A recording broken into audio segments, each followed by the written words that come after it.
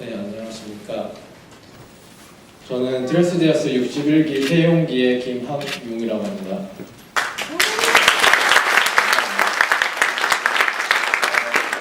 이런 포멀한 자리인 줄 알았다면 제가 좀 드레스업해야 하고 올 걸 그랬는데 전혀 말씀을 안 해주셔가지고 그냥 이렇게 이런 차림으로 왔습니다. 죄송하고요. 간증이라고 말하기엔 제 삶이 아직 부족한 부분이 있어서 그냥 다녀온 느낌을 얘기하는 정도라 생각해 주시면 좋을 것 같습니다. 참석하게 된 동기는 한 달에 한 번 저희 교회에 오시는 이강희 집사님을 통해서 트레스디아스에 대한 얘기를 들었고 추천을 해주셨습니다.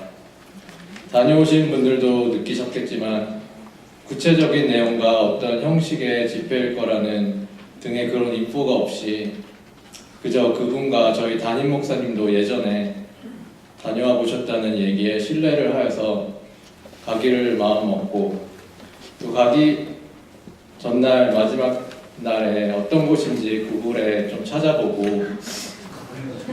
찾아보았는데 별로 정확한 정보도 없고 이단이라는 얘기 등의 블로그 등의 글들이 있었지만 다수의 목소리가 아닌 몇몇 사람들이 직접 경험한 글이 아닌 어디서 들은 얘기를 적어놓은 거라서 별로 개의치는 않았던 것 같습니다.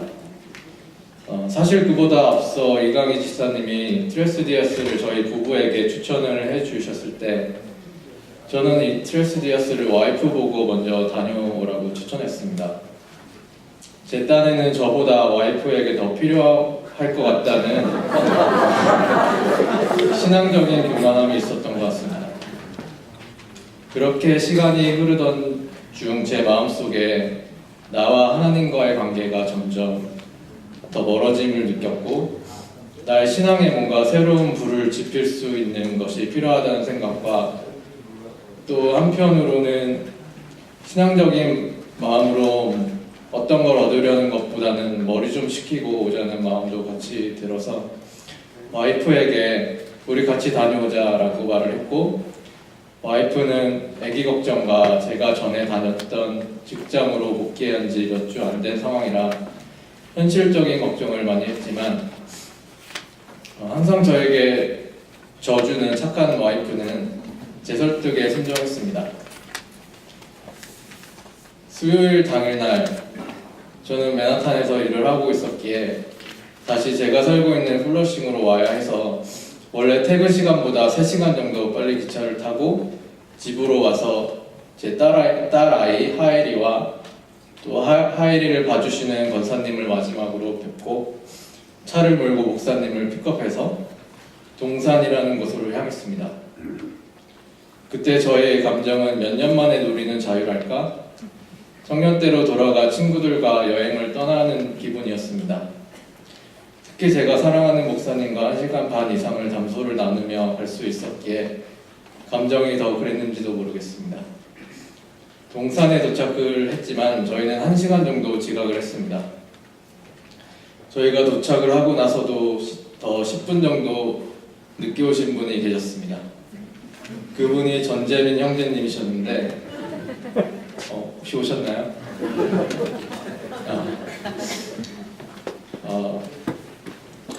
놀랍게도 이번 61기 트레스디아스 단 2명의 수료자가 있었는데 그게 저와 전재민 형제님입니다. 하나님께서는 시간과 상관없이 그 자리에 발을 들여놓기만 하면 충만한 은혜를 저희에게 주신다는 것을 다시 한번 느끼게 되었습니다. 그렇게 정신없이 하루가 마무리되고 처음 받은 느낌은 시설이나 이런 것들은 기대를 안 한 것 같지만 물에서 방구 냄새 같은 것도 나고 침대에 누우면 스프링 느낌이 등에 전달되고 혹시 베드버거는 없을까 이불과 매트리스 커버를 들춰보기도 했고 또 찬양하시는 분은 왜 저렇게 찬양하시는 거고 어디서 섭외했나 하는 생각이 들기도 했는데 죄송합니다 하원식 시험대님. 근데 그 다음날 제가 그 아침 묵상을 하면서 기타 치시고 찬양을 할 때 정말 많이 눈물을 생전 처음 듣는 생소한 스페인 용어와 노래까지 따라하게 하고, 분명히 이건 윅데이인데 왜 자꾸 위켄드라고 하고, 섬기시는 모든 분들이 웃음을 달고 계시지만 모두가 다 그렇진 않을 거며, 웃고 있지만 속에는 가식적인 모습도 있겠지 하고 평가하는 저의 모습이 있었습니다. 침묵의 시간을 지나 둘째 날부터 트레스디어스를 통해서 저에게 회복이 일어나기 시작했습니다. 8년 전 제가 필리에서 다니던 교회에서의 셀 모임을 통해서 처음 느꼈던 나를 향한 하나님의 사랑을, 8년이 지나 식어버리고 어떤 형태로만 남은 그 사랑이 형제님들을 통해 다시 불을 지펴준 시간이었습니다. 또한 스태프분들의 섬김과 그림 실력 없는 팀 멤버들을 하나님께서 맺어주사 제가 거기서 제일 그림을 잘 그리는 사람인데 항상 칭찬을 듣고 제 의견에 무조건 수용하시는 모습을 볼 때 그림 그리는 시간은 정말 창작의 고통의 시간이었지만, 세상에서 그리고 직장에서 묻어진 자존감을 형제님들을 통해 회복되는 시간이었습니다. 이거 웃으시면 안 됩니다. 정말입니다. 정말 말씀이 제 삶 속에서 형제님들이 정말 저를 세워주시고, 정말 많은 치유가 됐습니다. 또한 각 형제님들의 로요를 통해 제 삶을 돌아보고, 특히 가정과 직장에서의 저희 교만하고 사랑이 없고 물질을 우상시하는 모습을 회개하게 하셨고, 특히 한 선교사님이 있는데 이름을 말씀해도 될까요? 신태훈 선교사님. 그 선교사님의 삶을 통해서 제가 가정에서 좋은 아빠가 아니었던 것과 사랑이 없던 남편이었다는 것을 뼈저리게 회개하는 시간을 갖게 하셨습니다. 그리고 권기현 목사님을 통해서 저는 그 목사님과 저녁 기도 시간 후 2시간에서 3시간 정도 삶을 나눴는데, 목사님의 삶을 통해서 제 안에 있던 열등감과 물질에 대한 욕심과 여러 가지 제가 놓지 못하는 제 자아를 다시 한번 죽이게 되는 계기가 된 듯 싶습니다. 마지막으로 저희 팀 멤버들을 통해 공통적으로 가지고 있던 쓴뿌리를 쉐어하게 하시고, 그것을 위해서 같이 기도하는 시간을 가졌었습니다. 그때 1년 동안 제 삶이 바빠서, 그리고 관계가 소원해져서 기도를 게을리하는 그 대상이 있었는데, 저에게 회개의 영과 또 다시 한번 기도로 붙잡는 시간을 가지게 된 것 같습니다. 그리고 정말 즐기며 지냈던 3박 4일이었던 것 같습니다. 아저씨들이 정말 다들 개성이 넘치고 장점들이 너무 많으신 분들을 느꼈습니다. 정말 한 사람 한 사람 이렇게 얘기할 수가 없고 너무나 본받고 싶다 이런 느낌을 받았고, 천국의 모습이 이런 모습이 아닐까 하는 생각이 들었습니다. 지금 저와 제 와이프는 동산에 내려와 넷째 날을 살고 있습니다. 걱정이 많았습니다. 다시 저의 모습으로 돌아가지는 않을까. 그래도 변화가 있다면 주위를 둘러보게 되었다는 것입니다. 퇴근 후 핸드폰으로 사회, 정치, 경제 뉴스, 그리고 주식, 비트코인 그래프를 보던 저의 모습이 3박 4일간의 훈련이 돼서 그랬는지 핸드폰을 손에서 놓고 제 딸아이 하엘이와 다른 것에 더 집중하게 된 것 같습니다. 특히 와이프가 트레스디어스를 간 동안 하루는 하엘이를 재우려고 하는데 그 녀석이 제 옆에 이렇게 딱 오더라고요.